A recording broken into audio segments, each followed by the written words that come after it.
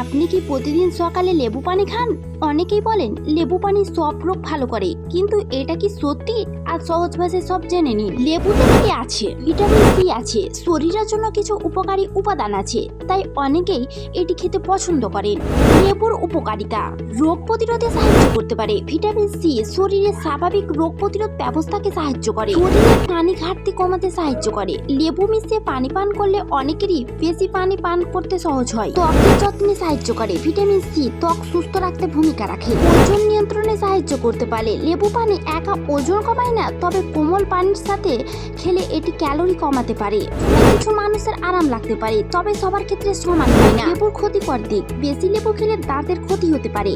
যাদের গ্যাস্ট্রিক বা বুক জ্বালার সমস্যা আছে তাদের সমস্যা বাড়তে পারে, তাই বেশি নয়, পরিমিত খাবে। কিভাবে খাবেন? এক গ্লাস পানিতে আধা লেবুর রস মিশিয়ে পান করুন। বেশি চিনি দেবেন না। খাওয়ার পরে সাধারণত পানি দিয়ে মুখ কুলি করতে পারেন।